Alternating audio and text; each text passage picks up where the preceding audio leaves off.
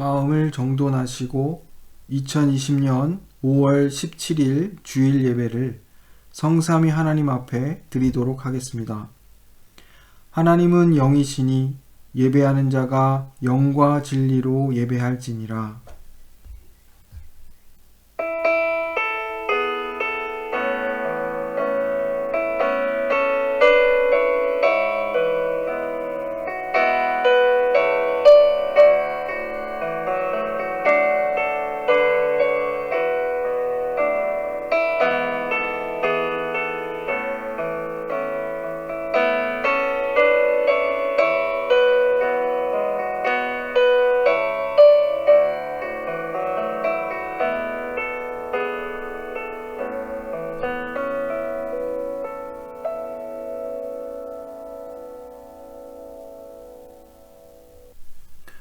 거룩하신 삼위일체 하나님, 재난의 상황 속에서도 예배당에서 또한 각자의 자리에서 주일 예배를 드릴 수 있도록 하시니 감사드립니다. 하나님은 영이시니 예배하는 자가 영과 진리로 예배할지니라 하신 말씀을 따라 시간과 장소에 매이지 않고 하지만 함께 모여 예배 드리기를 소망하는 마음을 가지고 성령의 교통하심과 진리 안에서 예배 드릴 수 있게 하십니다. 우리의 예배를 기뻐 받아 주옵소서. 허물의 사함을 얻고 그 죄의 가리움을 받은 자 복이 있습니다. 주님께 우리의 죄를 아뢰고 우리의 죄악을 숨기지 아니하면 주께서 우리의 죄악을 사하여 주십니다. 사주의 은총을 더하여 주옵소서. 예수님의 이름으로 기도드립니다. 아멘. 찬송가 39장, 동일 찬송가 39장을 함께 찬양하겠습니다.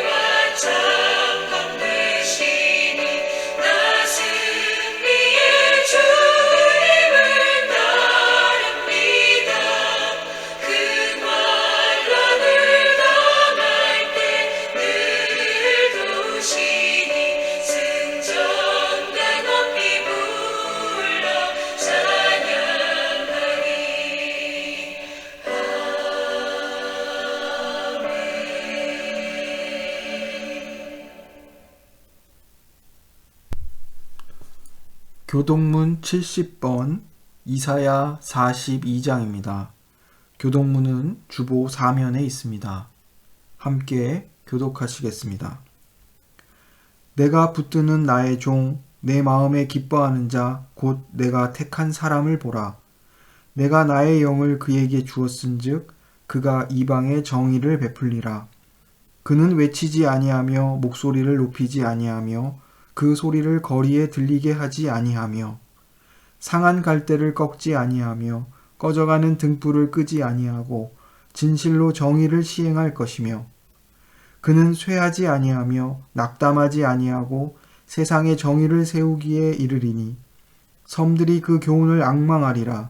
나 여호와가 의로 너를 불렀은즉 내가 내 손을 잡아 너를 보호하며 너를 세워 백성의 언약과 이방의 빛이 되게 하리니 내가 눈먼 자들의 눈을 밝히며 갇힌 자를 감옥에서 끌어내며 흑암에 앉은 자를 감방에서 나오게 하리라.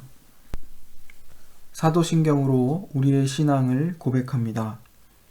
전능하사 천지를 만드신 하나님 아버지를 내가 믿사오며 그 외아들 우리 주 예수 그리스도를 믿사오니 이는 성령으로 잉태하사 동정녀 마리아에게 나시고 본디오 빌라도에게 고난을 받으사 십자가에 못 박혀 죽으시고 장사한 지 사흘 만에 죽은 자 가운데서 다시 살아나시며 하늘에 오르사 전능하신 하나님 우편에 앉아 계시다가 저리로서 산자와 죽은 자를 심판하러 오시리라.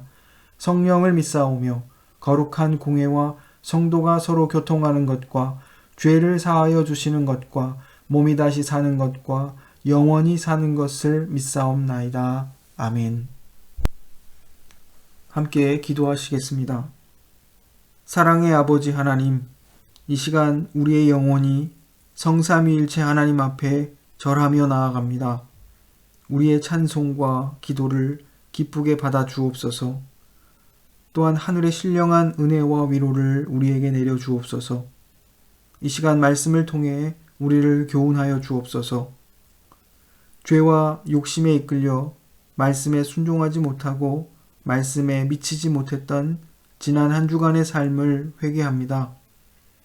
이 시간 예배를 통하여 주시는 말씀으로 우리의 생각과 마음을 새롭게 하여 주옵소서. 성령의 조명과 감동하심으로 말씀을 들으며 하나님의 뜻을 밝히 깨달아 알게 하시고 우리의 심령이 더욱 하나님의 뜻을 앙망하고 말씀대로 살아가기를 기뻐하고 소망하게 하옵소서. 예배 가운데 오직 하나님으로 인해 우리의 영혼이 만족이 있게 하시고 감사와 기쁨이 넘치게 하옵소서.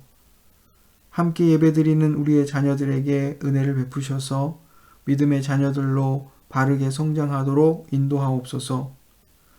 나와 나의 백성이 무엇이관대 이처럼 즐거운 마음으로 드릴 힘이 있었나이까. 모든 것이 주께로 말미암았사오니 우리가 주의 손에서 받은 것으로 주께 드렸을 뿐이니이다.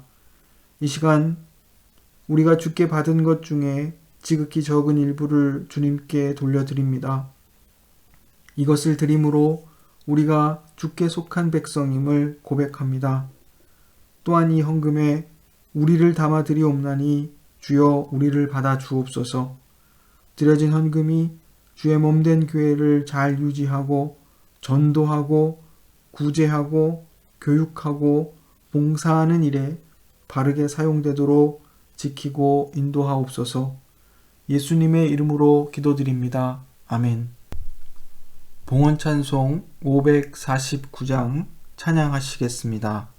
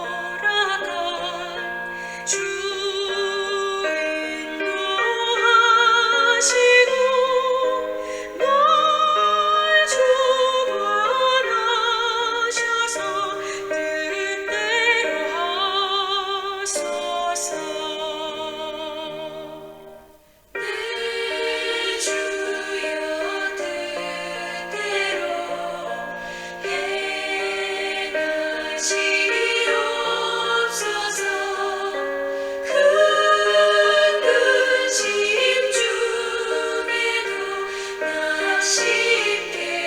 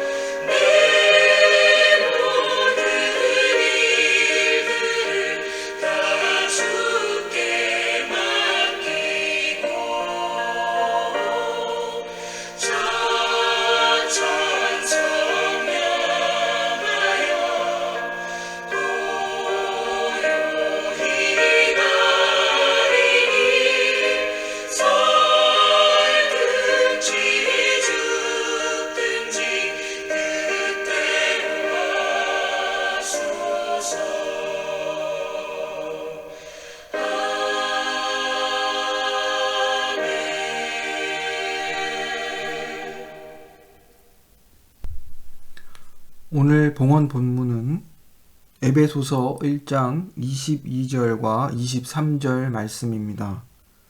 제가 봉독해 드리겠습니다. 또 만물을 그의 발 아래에 복종하게 하시고 그를 만물 위의 교회의 머리로 삼으셨느니라. 교회는 그의 몸이니 만물 안에서 만물을 충만하게 하시는 이의 충만함이니라.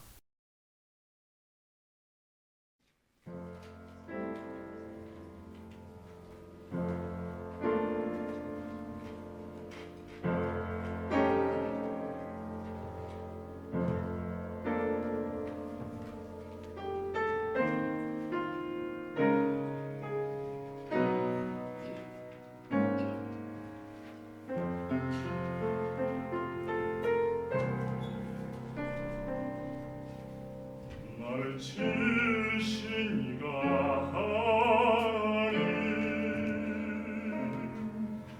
나를 부르신 이가 하나님, 나를 보내신 이도 하나님,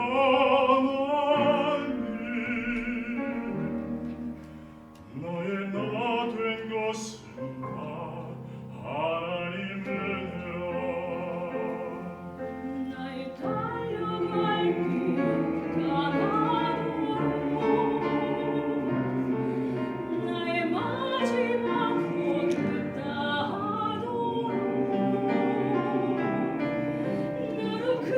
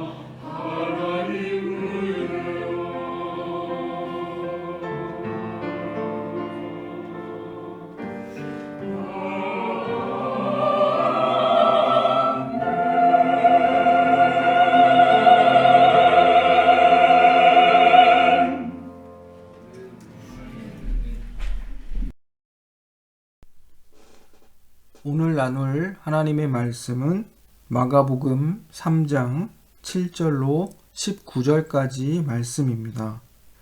제가 봉독해 드리겠습니다. 유대와 예루살렘과 이두메와 요단강 건너편과 또 두로와 시돈 근처에서 많은 무리가 그가 하신 큰 일을 듣고 나오는지라. 예수께서 무리가 애워싸 미는 것을 피하기 위하여 작은 배를 대기하도록 제자들에게 명하셨으니, 이는 많은 사람을 고치셨으므로 병으로 고생하는 자들이 예수를 만지고자 하여 몰려왔음이더라. 더러운 귀신들도 어느 때든지 예수를 보면 그 앞에 엎드려 부르짖어 이르되 당신은 하나님의 아들이니이다 하니, 예수께서 자기를 나타내지 말라고 많이 경고하시니라. 또 산에 오르사 자기가 원하는 자들을 부르시니 나아온지라. 이에 12를 세우셨으니 이는 자기와 함께 있게 하시고 또 보내사 전도도 하며 귀신을 내쫓는 권능도 가지게 하려 하심이로라. 이는 12를 세우셨으니 시몬에게는 베드로란 이름을 더하셨고 또 세베대의 아들 야고보와 야고보의 형제 요한이니 이 둘에게는 보아너게 곧 우레의 아들이란 이름을 더하셨으며 또 안드레와 빌립과 바돌로메와 마테와 도마와 알페오의 아들 야고보와 및 다데오와 가나안인 시몬이며 또 가롯 유다니 이는 예수를 판 자더라. 아멘. 우리는 오늘 함께 읽은 성경 본문에서 앞으로 두 가지 질문에 답을 얻으려고 합니다. 첫째는 왜 예수님께서 귀신들에게 자신의 정체를 드러내지 말라고 명하셨는가입니다. 두 번째는 예수님께서 12제자를 불러 사도로 세우신 목적은 무엇인가입니다. 예수님의 가르침과 이적은 갈릴리와 유대와 예루살렘과 이두메와 요단강 건너편 그리고 두로와 시돈에 이르기까지 큰 돌풍을 일으켰습니다. 이러한 대중의 열정적인 반응을 얻게 된 이유는 예수님께서 갈릴리 사역을 통해 수많은 사람들의 질병을 고쳐주시고 귀신을 내쫓으시면서 그분의 권능을 보이셨을 뿐만 아니라 예수님의 교훈은 그 당시의 서기관들의 가르침과 달리 대단히 권위가 있는 가르침이었기 때문입니다. 이 모든 일을 행하신 것은 예수님이 자신이 하나님의 아들 그리스도라는 사실을 나타내시기 위한 목적 때문이었습니다. 또한 이 하나님의 아들이 선포하시는 하나님의 나라, 그 나라가 어떤 나라인지를 보여주기 위함이었습니다. 그러나 사람들은 예수님의 이러한 목적을 알지 못한 채 그저 예수님의 능력과 가르침에 놀라고 또 자신들의 병을 고침받기 위해서 몰려들었습니다. 지금까지 예수님의 사역을 간략하게 한번 되짚어 보도록 하겠습니다. 예수님께서 그동안 어떤 일을 하셨고 어떤 가르침을 주셨는지 살펴보아야 앞으로의 예수님의 이 행적들을 또한 이해할 수 있기 때문입니다. 예수님은 먼저 가버나움의 한 회당에서 더러운 귀신을 내쫓으십니다.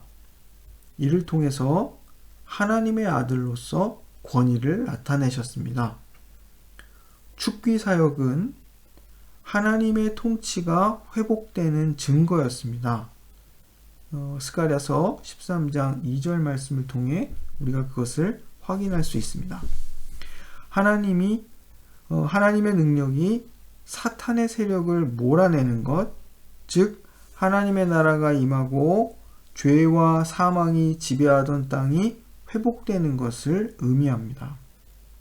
다음은 베드로의 장모의 열병을 치유해 주신 사건이 있었습니다.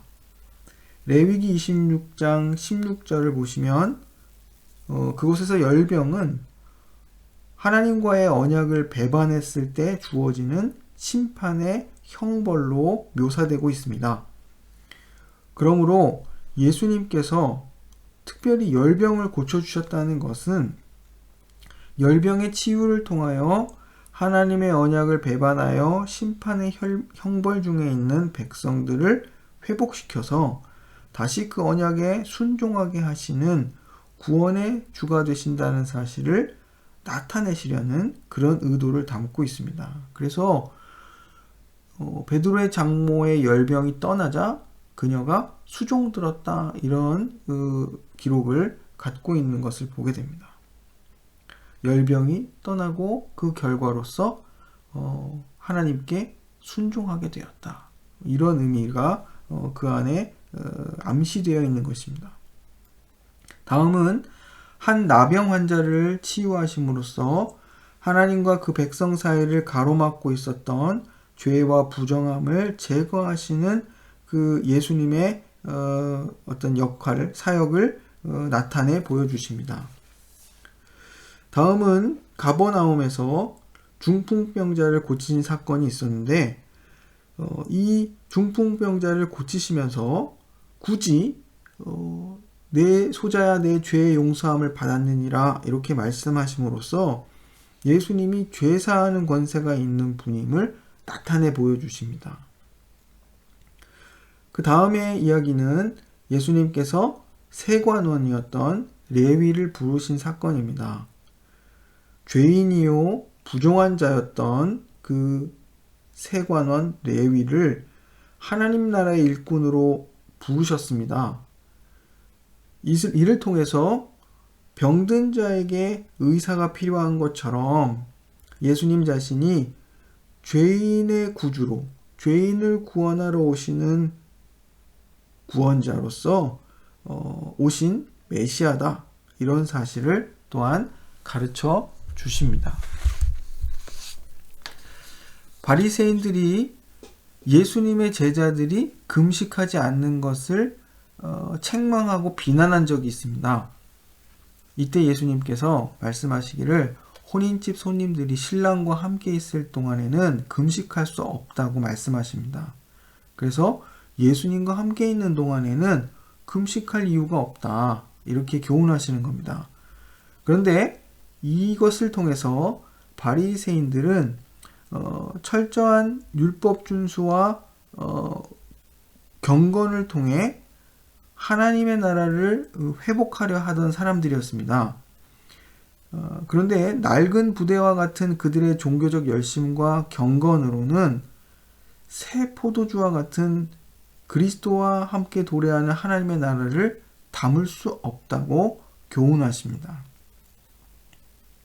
또한 이어지는 바리새인들과의 논쟁들 속에서는 이 바리새인들이 생명처럼 여겼던, 그리고 그것을 지켰던 그 율법, 그 율법 준수의 내용과 태도가 어떤 정도의 수준인지가 폭로됩니다. 바리새인들이 예수님의 제자들을 또 책망한 적이 있습니다. 왜냐하면 예수님의 제자들이 안식일에 길을 가다가 배가 고파서 미리삭을 잘라 먹은 적이 있습니다. 그런데 바리새인들이 이것을 보고 제자들이 안식일을 범했다고 정죄한 것입니다.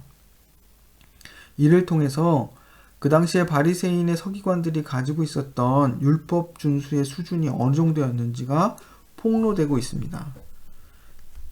예수님은 율법에 대한 편협한 이해를 가지고 있는 바리새인들을 향해서 아주 시원한 답을 주십니다. 그 답은 하나님께서 안식일을 주신 것은 사람을 위해 주신 것이라, 이렇게 말씀하시는 겁니다. 하나님은 사람을 복되게 하고 유익하게 하시려고 안식일을 주셨다, 이런 뜻입니다. 또 한 번은 예수님께서 안식일에 회당에서 손 마른 사람을 고쳐주신 적이 있습니다. 이때에도 바리새인들은 예수님이 안식일에 병자를 고치시는지 주시하고 있었습니다. 이들의 생각을 아시고 이 손마른 자를 일으켜 세우셔서 그리고 바리새인들을 향하여 물으십니다. 안식일에 선을 행하는 것과 악을 행하는 것, 생명을 구하는 것과 죽이는 것, 어느 것이 옳으냐? 이렇게 물으셨습니다.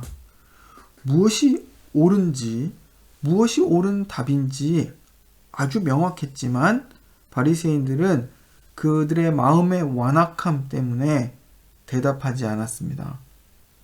이 일련의 사건들로 인해서 바리새인들은 예수님을 더욱 미워하고 적대시하게 되었고 마침내 이 손마른 사람을 고쳐주신 사건을 계기로 바리새인들은 그들이 증오하고 멸시하고 싫어했던 헤롯 땅과 힘을 합쳐 예수님을 죽이기로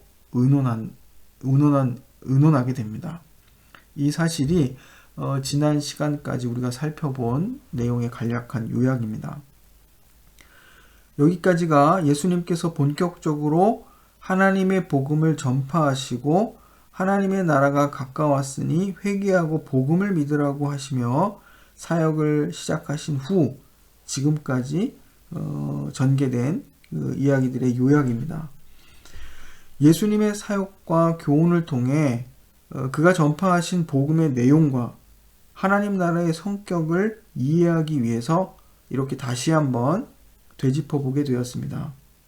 하나님께서 새로운 출애굽, 즉 구원을 통해 이스라엘을 회복하여 하나님의 나라를 세우시겠다는 것이 예수님의 선포의 내용입니다. 이 일을 하나님의 아들이신 참 이스라엘의 왕으로 오신 메시아 예수님이 이루신다는 것입니다. 그런데 이상하게도 예수님이 자신의 정체가 알려지는 것을 대단히 경계하십니다.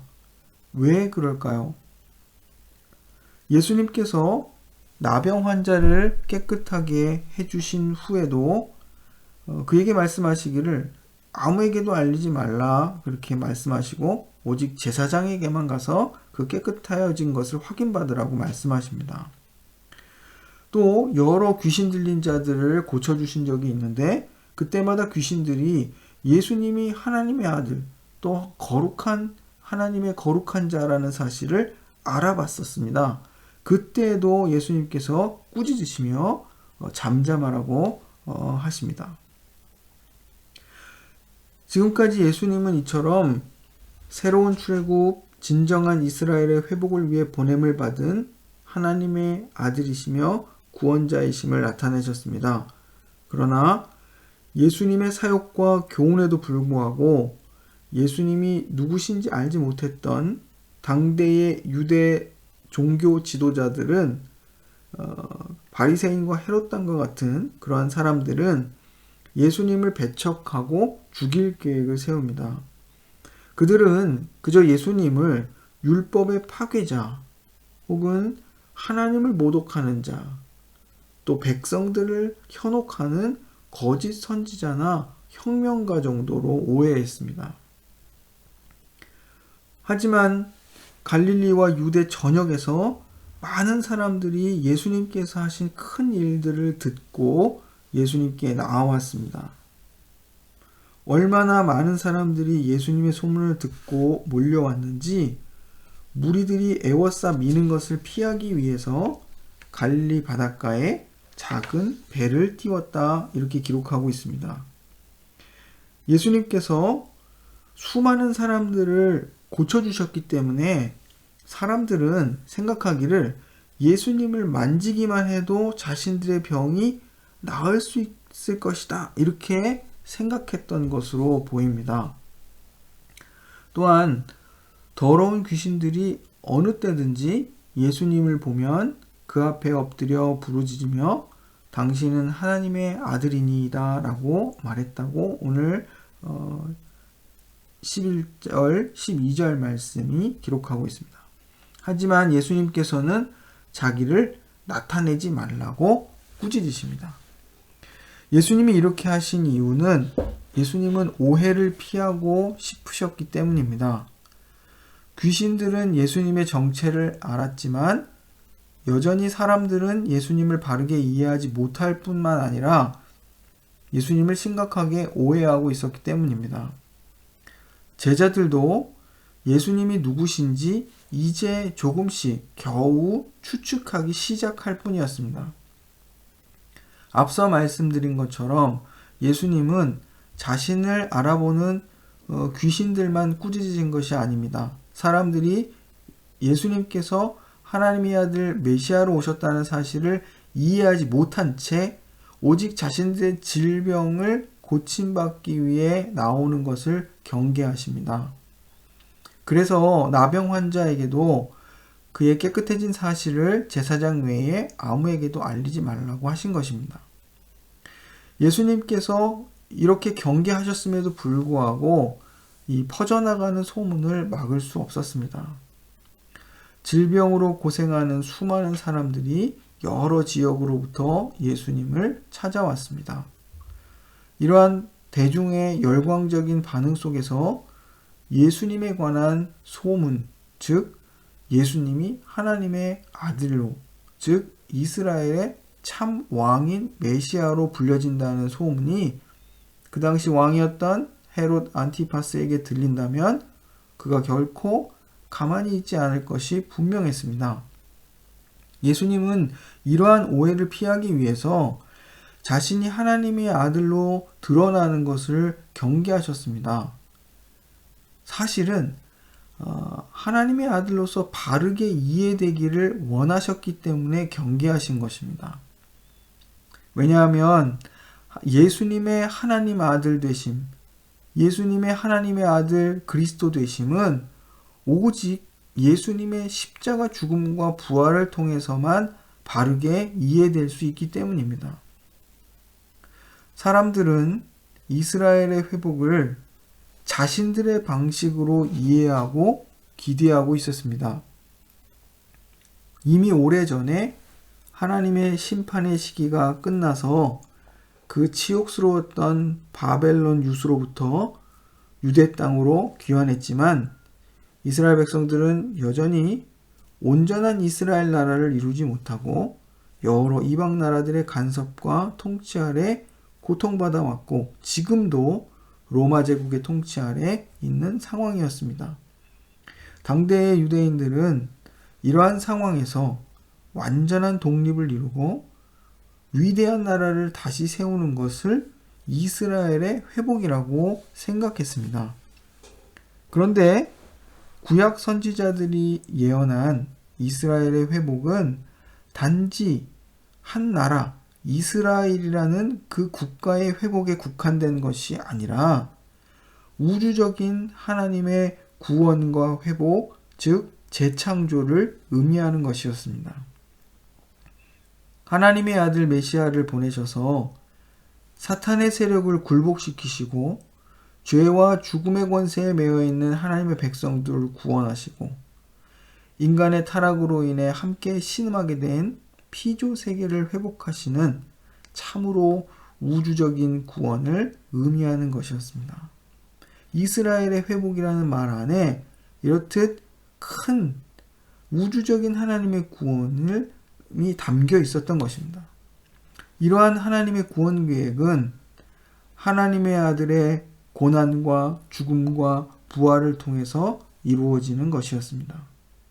그렇기 때문에 예수님께서는 자신이 십자가를 지시기까지 사람들의 그 몰 이해와 오해를 경계하셨던 것입니다.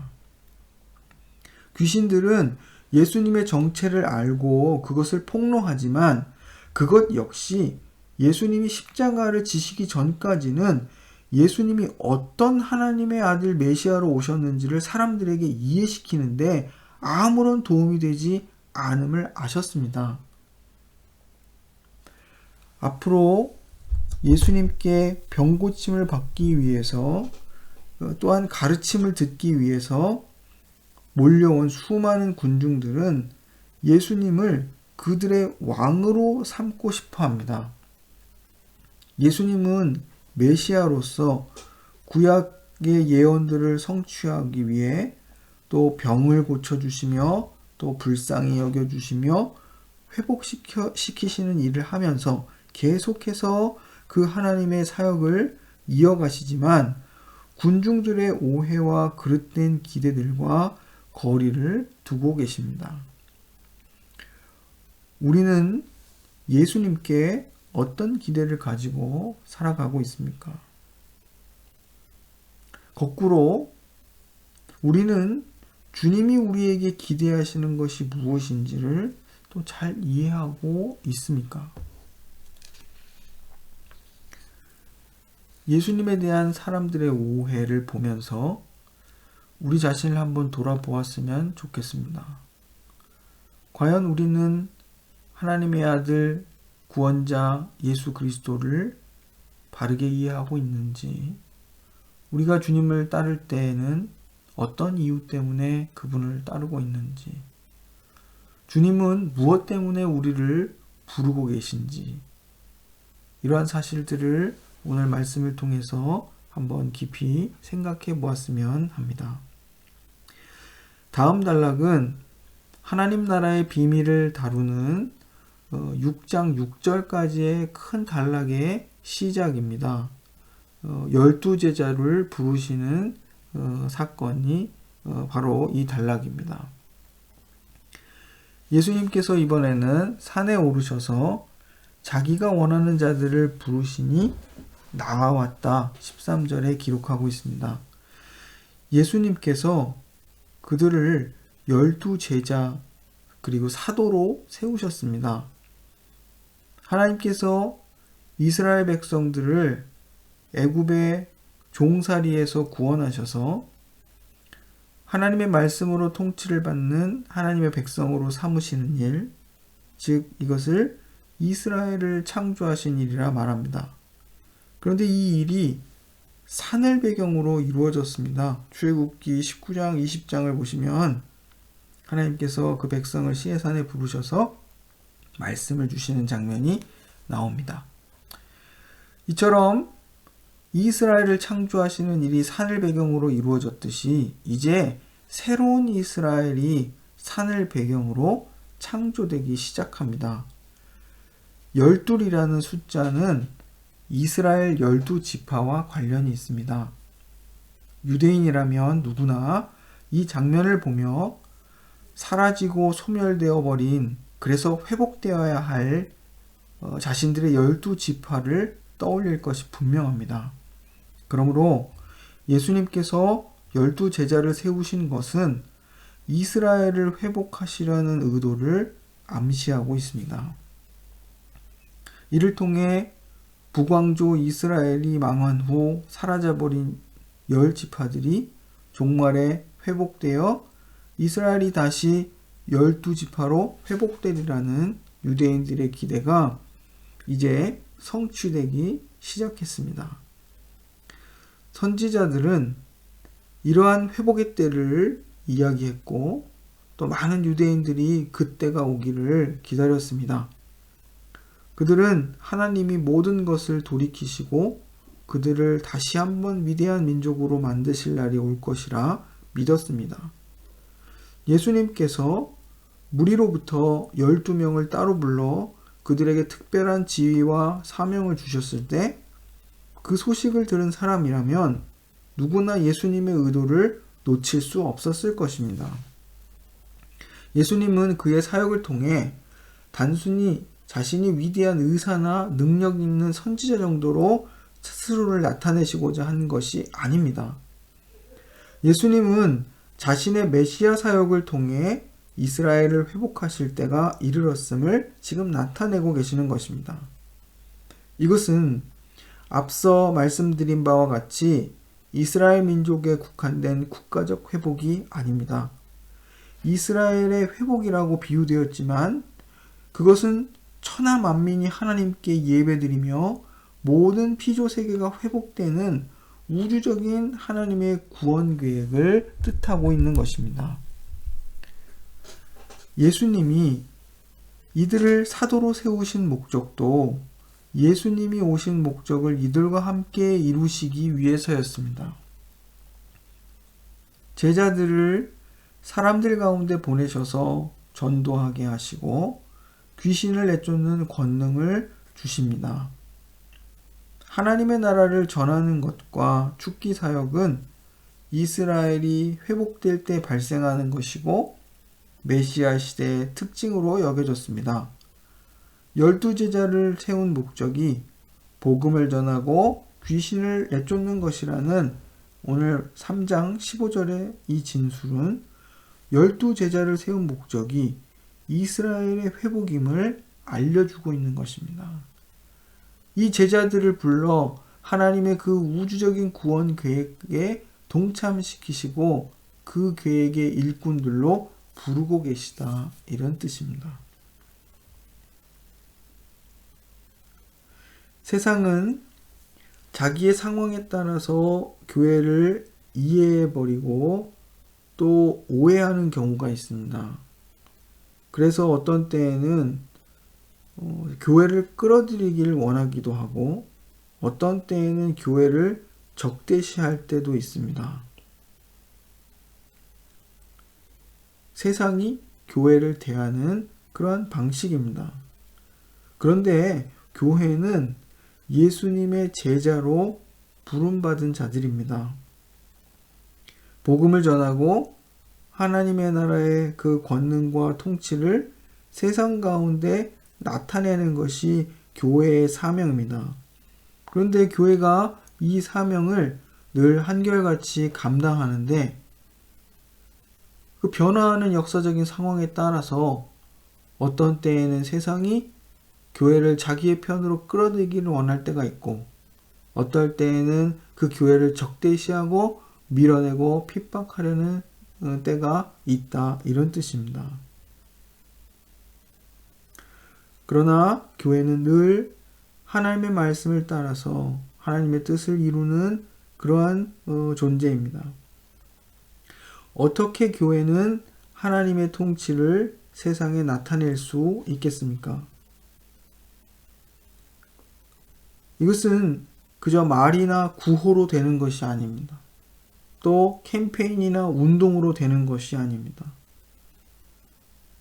그것은 하나님의 말씀을 믿고 그대로 순종하여 사는 사람들을 통해서 가능합니다. 즉 하나님의 백성, 예수의 제자인 교회를 통해서만 가능합니다. 세상 가운데 하나님의 복음을 전하고 하나님 나라의 권능과 통치를 세상 가운데 나타내는 것, 그것은 교회만이 할 수 있는 일입니다. 하나님의 말씀을 믿고 그대로 순종하여 사는 그 사람들, 그 교회를 통해서만 가능한 일이라 이것입니다. 자신의 힘과 지혜를 의지하지 않고 하나님의 은혜를 전적으로 의지하여 사는 하나님의 백성들인 그 교회의 모든 삶의 방식과 결정들을 통해서 나타나게 됩니다. 우리가 어떤 생각과 가치관과 자세와 태도로 이 땅을 살아가는지, 어떤 선택을 하고 어떤 결정을 내리는가에 따라서 세상은 하나님의 나라를 경험하게 되고 하나님의 통치가 시행되는 것을 보게 된다는 그런 의미입니다. 그러므로 교회의 선택과 결정은 신중할 수밖에 없습니다. 교회는 언제나 그 모든 선택과 결정 앞에서 하나님의 말씀에 기준을 두어야 하고 그 모든 과정에서 사랑과 거룩을 열매로 맺는 것을 목적으로 가져야 합니다. 모든 결과는 하나님의 선한 뜻과 계획에 의한 것임을 믿기 때문입니다. 그래서 교회가 최선을 다해야 할 것은 과정입니다. 그 과정조차도 하나님의 계획과 그 뜻 가운데 있지만 그래도 우리가 최선을 다해 할 수 있는 일은 교회답게 그 과정에서 하나님의 말씀을 따라 사랑과 거룩이라는 열매를 내는 것에 목적을 두는 일입니다.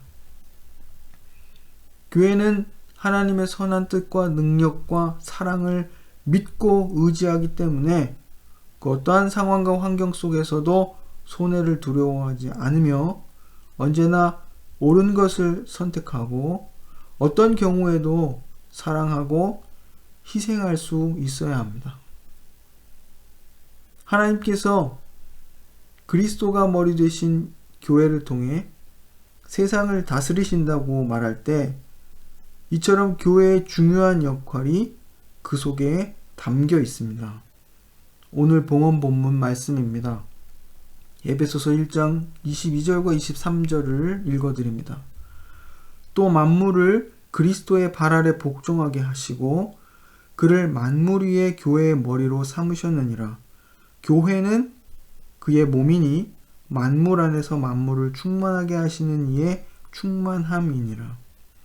교회는 우리는 그리스도의 충만이라 말하고 있습니다. 그리스도께서 교회를 통해 만물을 충만하게 하신다 말씀하십니다. 그리스도께서는 만물을 하나님의 창조의 그 목적, 만물이 원래 창조될 때 가지고 있었던 본래적인 신적 의미의 회복과 조화로 인도해 가시는 것. 만물을 그분의 주권적 통치로 충만하게 하시는 일을 하십니다. 이것이 그리스도가 하시는 일입니다. 그런데 이 그리스도께서 이 일을 하심에 있어서 교회를 충만케 하셔서 이루신다 하는 것이 함께 읽은 본문 말씀의 의미입니다. 교회는 이처럼 놀랍고 위대한 사명을 가지고 있습니다. 사람이 그 본래 창조함을 받은 목적대로 회복되고 조화를 이루도록 하는 일을 하는 사명. 만물 위에 하나님의 통치가 충만하게 하는 일을 하는 그 사명을 교회가 가지고 있다 이것입니다. 우리가 우리의 이 위대한 사명을 기억해야 하겠습니다. 예수님께서 우리를 제자로 부르셨다고 할 때, 그리고 우리를 교회를 이루도록 하신다고 하실 때, 이러한 놀라운 사명, 만물을 충만케 하시는 자의 충만으로서 그리스도의 그 충만케 하시는 일에 참여한 자가 되었다는 사실을 기억해야 됩니다. 우리가 이 위대한 교회적 사명을 기억함으로써 우리의 사명을 퇴색시키고 보잘것없게 만드는 우리 안의 욕심과 자기사랑과 경쟁심과 자존심과 미워하는 마음과 차별하고 싶은 마음과 교만한 마음을 내려놓을 수 있게 되기를 원합니다. 우리가 이 모두한 것들을 내려놓을 수 있는 것은 우리가 우리의 사명을 기억할 때 가능한 것입니다. 우리는 사랑과 거룩의 열매를 내기도 바쁜 사람들입니다. 우리의 발목을 잡는 낡은 전통과 삶의 태도들, 또 우리의 성품, 옛 성품들을 버리고 참 제자의 모습과 참 성도의 자태를 갖게 되기를 원합니다. 마가복음에 따르면 자기를 부인하고 자기 십자가를 지고 주님을 따르는 것, 이것이 제자된 사명입니다. 이러한 태도와 목적을 가지고 하나님의 나라를 살아갈 때에 세상에 하나님의 나라의 그 성품과 하나님의 통치가 어떻게 실현되는지를 경험할 수 있도록, 세상이 경험할 수 있도록 할 수 있다 이것입니다. 이러한 삶을 통해서 하나님의 통치를 세상에 드러내는 것입니다.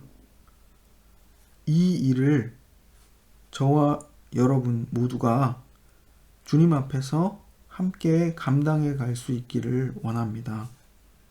우리는 연약하지만 주님께서 우리를 도우실 것을 믿습니다.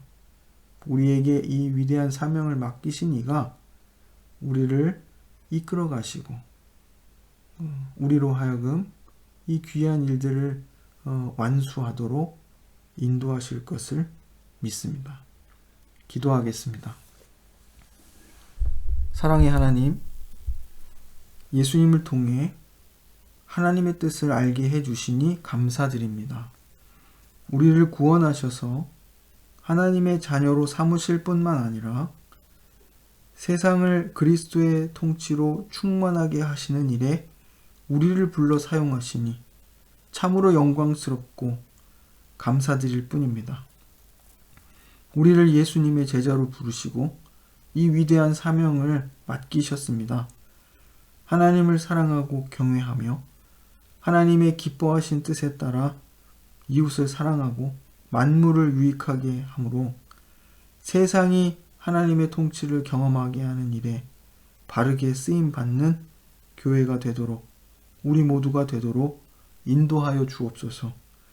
우리의 마음이 좁아지려 할 때, 경쟁하고 싶어지고 누군가가 미워지려 할 때, 내 자신의 유익만을 위해 선택하고 싶어질 때, 또 우리가 교만해지고 높아지려 할 때 그리스도를 생각하게 하시고 너무나 비천하고 무능한 우리에게 맡겨진 이 놀랍고 위대한 사명을 기억하도록 하옵소서. 우리의 연약함에도 불구하고 제자의 사명을 주신 하나님께서 또한 우리에게 감당할 힘을 주실 것을 믿습니다. 교회가 만물을 충만케 하시는 이의 충만임을 우리가 꼭 기억하며 살게 하옵소서. 예수님의 이름으로 기도드립니다. 아멘. 찬송가 320장, 통일 찬송가 350장을 함께 찬양하시겠습니다.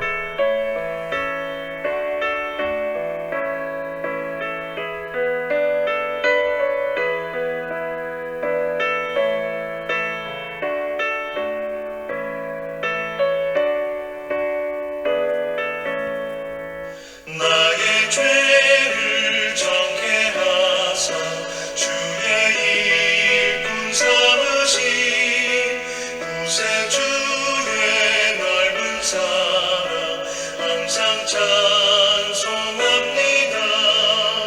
나를 일꾼 삼으신 주 크신 능력 주시고 언제든지 주 뜻대로 사용하여 주소서.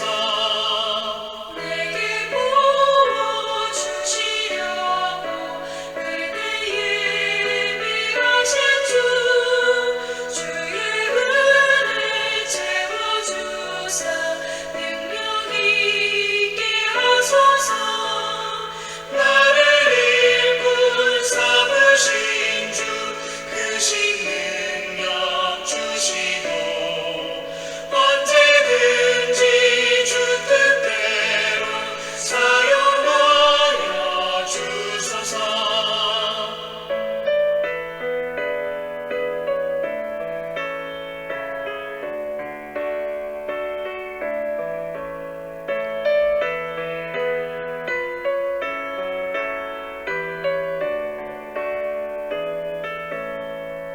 죄의 짐을 풀어주신 주의 능력 그도다.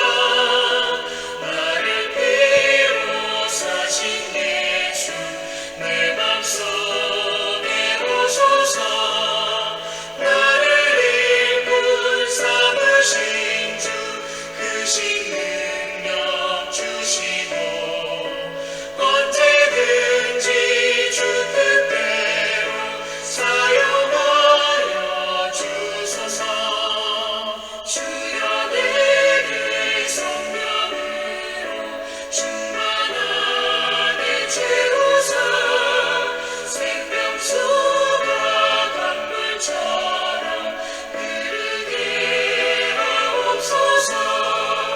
나를 일꾼 삼으신 주 크신 능력 주시고 언제든지 주 뜻대로 사용하여 주소서.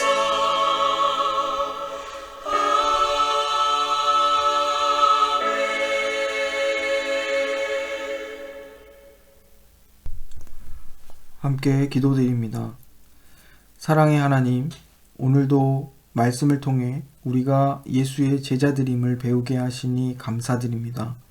우리를 당신의 동역자로 부르시고 세상 속에서 하나님의 나라를 드러내는 귀하고 복된 일에 쓰임받도록 하셨습니다. 예수님께서 교훈해 주신 것처럼 우리가 사람과 세상을 사랑하시고 유익하게 하길 원하시는 하나님의 마음을 잘 기억하게 하옵소서. 우리가 하나님의 말씀에 잘 순종하여 살아가므로 세상 속에서 하나님의 사랑과 의의 통치를 드러낼 수 있기를 원합니다. 우리는 연약하고 지혜가 없고 믿음이 부족합니다. 주님, 우리를 도우셔서 잘 감당할 수 있게 하옵소서. 코로나 위기로 인해서 세계 곳곳에 고통받는 이웃들이 많습니다. 특별히 가난하고 힘이 없는 이들이 이 전염병의 위기 속에서 더 큰 고통을 받고 있습니다. 백신 개발이 속히 이루어질 수 있게 해주시고 이들의 고통을 덜어주시길 원합니다. 이 위기를 계기로 우리 모두 큰 교훈을 얻게 하셔서 의료 혜택과 식량 공급의 불균형과 불평등 문제를 해결하려는 노력들이 시작될 수 있게 하옵소서. 하나님 아버지, 코로나19의 위기 속에서도 우리 각 가정을 지켜주시고 우리의 일터를 지켜주시고 우리의 학업을 지켜주시니 감사드립니다. 예전처럼 우리의 일상이 회복되기 어렵다는 사실을 잘 알고 있습니다. 이 새로운 환경에 잘 적응할 수 있게 하시고 예전처럼 하나님의 뜻을 구하고 그 뜻을 이루어 살아가는 저희들이 되게 하옵소서. 경외하는 마음으로 감사하는 마음으로 하나님을 예배하게 하시고 사명감과 부지런함으로 일하게 하시고 교회와 이웃의 유익을 위해 성실하게 학업하게 하시고 사랑과 희생으로 가정과 자녀들을 돌볼 수 있게 하옵소서. 우리의 모든 일상 속에서 즐거이 헌신하며 만족을 누리는 삶을 살게 하옵소서. 하나님, 특별히 시험을 치르는 수험생 자녀들을 위해 기도합니다.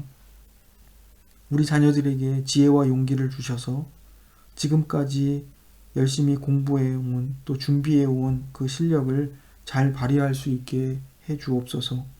무엇보다 이 시험 기간에 우리 자녀들의 마음과 생각을 지켜주시고 평안을 주시길 원합니다. 우리 자녀들의 앞으로의 진로와 학업을 인도해 주시며 언제나 그 목적이 하나님의 영광이 되며 이웃의 유익이 되도록 인도하여 주옵소서. 또한 우리 자녀들이 코로나 위기 속에서 학교 등교를 시작했고 또 등교를 앞두고 있습니다. 우리의 자녀들과 친구들과 선생님들의 건강을 지켜주옵소서. 하나님, 저희 교회에 교육관을 허락해 주셔서 감사합니다. 우리 자녀들이 주일학교로 모여 예배드리고 성경을 공부할 수 있는 공간이 생겨 얼마나 감사한지 모릅니다. 또한 장년들도 교육관에서 자유롭게 성경 공부할 수 있게 되어 너무 기쁘고 감사합니다. 이 힘들고 어려운 시기 속에서도 감사하고 기쁜 마음을 가지고 많은 성도들이 교육관 청소와 수리 작업에 자원했습니다. 이 헌신을 기쁘게 받아주시길 원합니다. 하나님, 우리에게 주신 이 교육 공간을 잘 사용하고 유지하는 일에 온 교회가 책임감을 가지고 감당할 수 있도록 힘을 주옵소서. 하나님께서 우리 모두의 헌신과 후원을 통해 필요한 여러 부분들을 채워주실 것을 믿습니다. 은혜와 긍휼이 많으신 하나님, 교회 안에 연약한 성도들을 위해 기도합니다. 육체의 질병으로 고통받는 성도들이 있습니다. 이들을 고쳐주시고 회복시켜 주시기를 기도합니다. 연약해진 건강으로 인해 마음도 아프고 힘이 듭니다. 평강의 하나님께서 이들의 마음과 생각을 지켜주시고 연약한 가운데 더욱 하나님을 의지하게 하시고 가까이 계셔서 돌보시는 하나님의 사랑을 느끼고 경험할 수 있게 하옵소서. 우리는 알지 못하지만 육체의 질고 속에서도 하나님의 선한 뜻과 목적이 있음을 고백합니다. 연약한 가운데 주의 사랑이 우리를 더욱 강건하게 하고 성숙하게 하실 것을 기대합니다. 한 주간의 삶을 주님께 의탁합니다. 우리의 발걸음을 인도하시고 우리의 생각을 주관해 주옵소서. 더욱 주의 말씀대로 살기를 힘쓰는 한 주가 되게 하옵소서. 예수님의 이름으로 기도드립니다. 아멘. 하늘에 계신 우리 아버지여, 이름이 거룩히 여김을 받으시오며 나라의 임하옵시며 뜻이 하늘에서 이룬 것 같이 땅에서도 이루어지이다. 오늘날 우리에게 용할 양식을 주옵시고 우리가 우리에게 죄 지은 자를 사하여 준 것 같이 우리 죄를 사하여 주옵시고 우리를 시험에 들게 하지 마옵시고 다만 악에서 구하옵소서. 대개 나라와 권세와 영광이 아버지께 영원히 있사옵나이다. 아멘.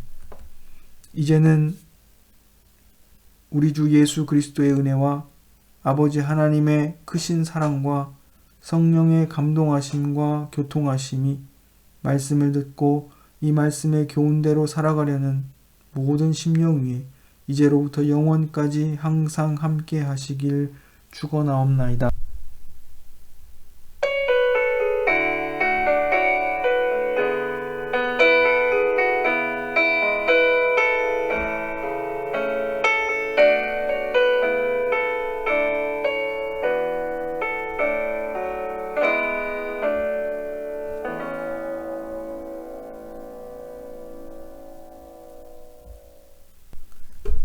교회 소식을 전해드립니다. 첫 번째 광고는 주일 예배 시간은 오전 11시입니다.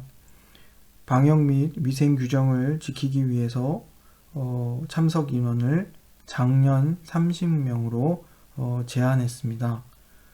그리고 예배 신청을 받고 있습니다. 금요일까지 저에게 신청해 주시기를 바랍니다. 작년과 주일학교를 위한 온라인 예배가 계속 병행됩니다. 예배 참석 시에는 마스크를 꼭 착용해 주시기를 부탁드립니다. 두 번째는 지난 금요일과 토요일에 교육관 청소와 페인트 칠 준비 작업이 잘 마무리되었습니다. 봉사해 주신 분들께 감사드립니다. 금주에는 페인트 작업이 있을 예정입니다. 자원해 주실 분들은 이하경 집사님께 신청해 주시기를 바랍니다. 세 번째는 자녀들의 예배와 신앙교육 공간인 교육관 수리 또 교육 기자재 구입을 위해서 재정 후원을 요청드립니다.